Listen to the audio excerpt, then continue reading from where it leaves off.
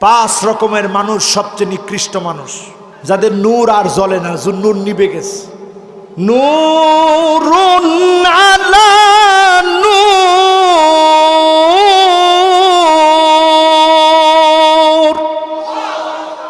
ভিতরটা যখন আলোকিত হবে, বাহিরটাকে যিনি আলোকিত বানায় দিবেন তিনি কে?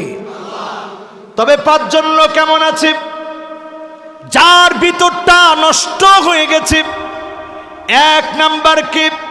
আল্লাহর নবী বলেন, ইন্না শাররান নাসি মানজিলাতান ইনদাল্লাহি ইয়াউমাল কিয়ামাহ, কিয়ামতের দিনে সবচেয়ে নিকৃষ্ট হবে ওই ব্যক্তি যেই লোকটা মান ওয়াদাহু আও তারাকাহু, মানুষ তার থেকে দূরে থাকে, ইত্তিকাফুশি, খারাপ থেকে বাঁচার জন্য মানুষ পালায় পালায় থাকে।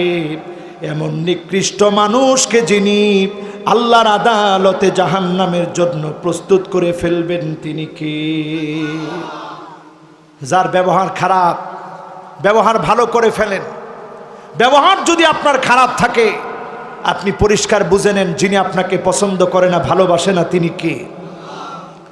দুই নম্বরে আসেন আমার ভাইরা, এইটা একেবারে আমাদের সবার মধ্যে এই রোগটা ঢুকে গেছে, কাজেই খুব অ্যালার্ট। এই রোগ থাকলে ভিতরের নূর জ্বলবে না। দুই নম্বরে আমার ভাইরা, আল্লাহর নবী বলেন, ইন্না মিন আশাররিন নাসি ইনদাল্লাহি মানজিলাতান ইয়াউমাল কিয়ামাহ, কিয়ামতের দিবসে নিকৃষ্ট মানুষ হবে সে ইউফদি ইলা ইমরাতিহি ওয়া তুফদি ইলাইহি সুম্মা ইয়ানশুরু সিররাহা।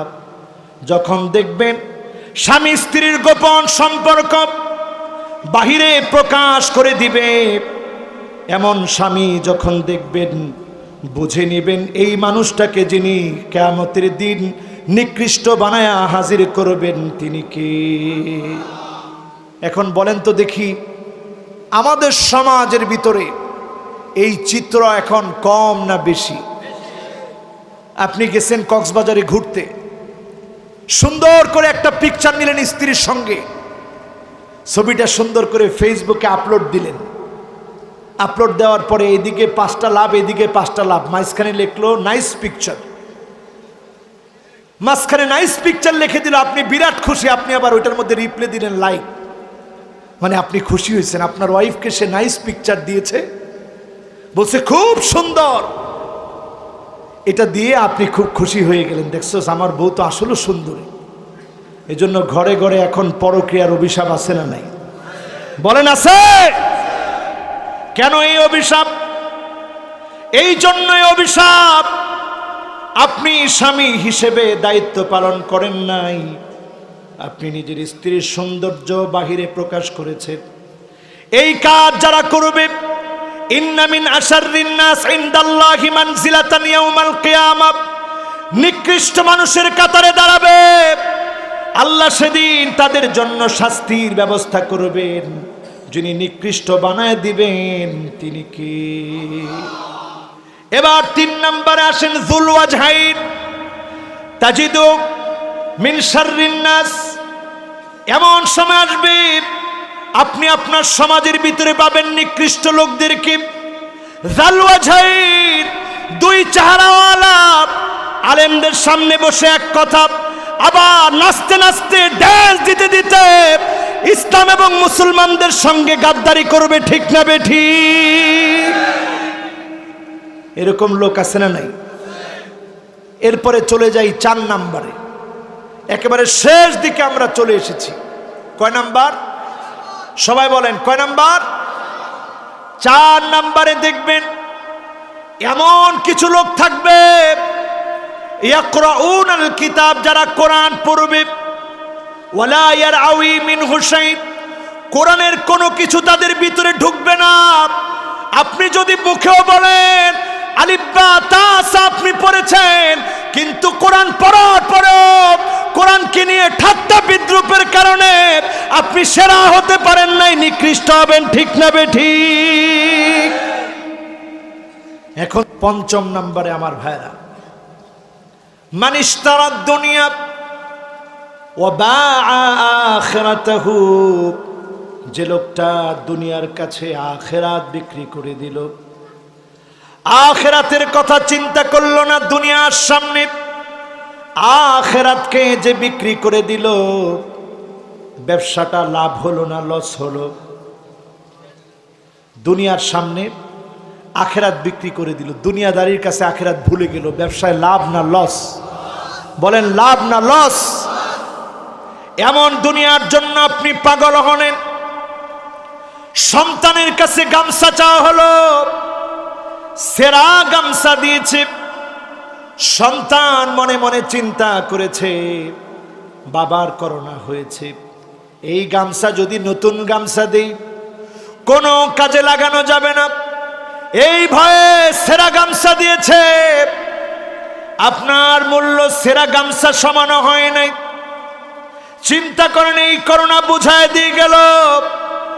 সন্তান বাবাকে বন্দি রেখে চলে গেছে। পানি পানি বলে বাবা চিৎকার করেছে, পানি দেয় নাই।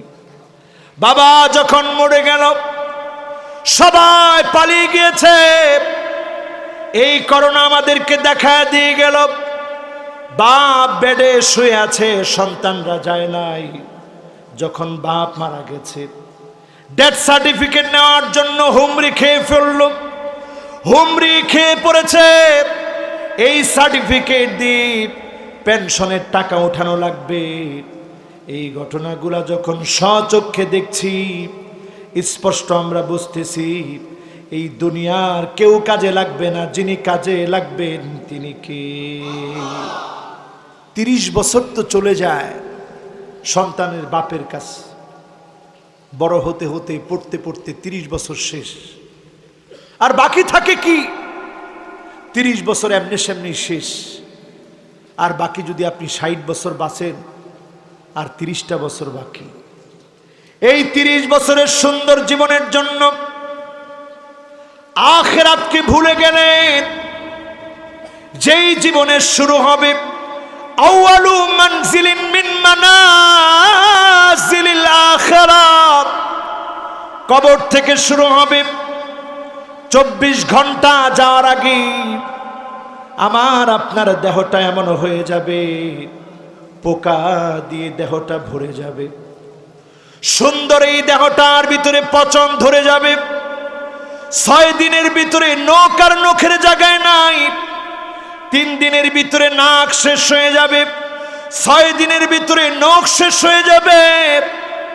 9 দিনের ভিতরে লোমগুলা সব ঝরে যাবে। 17 দিন যেতে পারবে না, তার আগেই আরামের দেহটা ফেটে যাবে, সব নাড়ি বুড়িগুলা বের হয়ে যাবে। আমার আপনার দেহটা 3 মাস যেতে পারবে না, এক টুকরা গোশত থাকবে না শরীরে। এত ঠুনকো আমার দেহ। 6 মাস যাওয়ার আগেই হাড়গুলা আলাদা হতে থাকবে। বছর ঘোরার আগেই মাটি আমার হাড় গোড়গুলো খেয়ে ফেলবে। এমন ঠুনকো জীবনের পিছনে আমরা পাগল পারা, ঠিক না বেঠি? আজকে যারা মাহফিলটা দিয়েছেন গভীর রাত, এই রাতে আল্লাহ পাকের কাছে আমরা চাই, আল্লাহ পাক যেন তার নূর আমাদেরকে দেখান। পড়ে না আমিন? সূরা নূরের ভিতরে আয়াত জানি কয়টা? লিল্লাহে তাকবীর। কয়টা? এবার বলতে হবে শব্দ জানি কয়টা?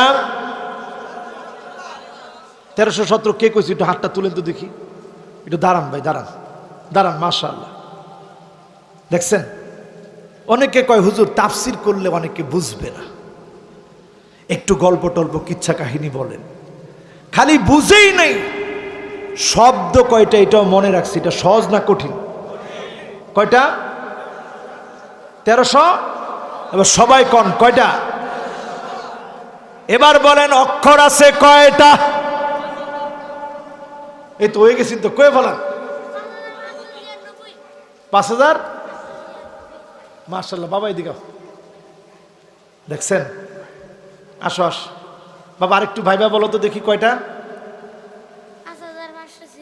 লিল্লাহে তাকবীর। এনে দাঁড়াও, এনে দাঁড়াও, আসো।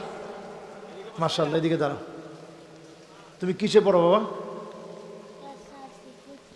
5-এ পড়ো মাদ্রাসায়? দাঁড়াও দাঁড়াও দেখি, এই হেফজখানার?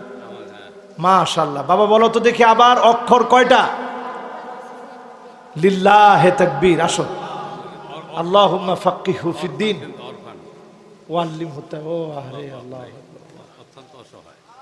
একটা এতিম ছেলে, কত সুন্দর মেধা, অক্ষর কয়টা সেটাও খেয়াল রাখছে। আল্লাহ ওর জেন শক্তি বাড়ায় দিক। পরে না আমিন। বসো বা বসো। মাশাআল্লাহ। তাহলে বলেন অক্ষর কয়টা? হ্যাঁ জোরে জোরে, অক্ষর কয়টা? 5596।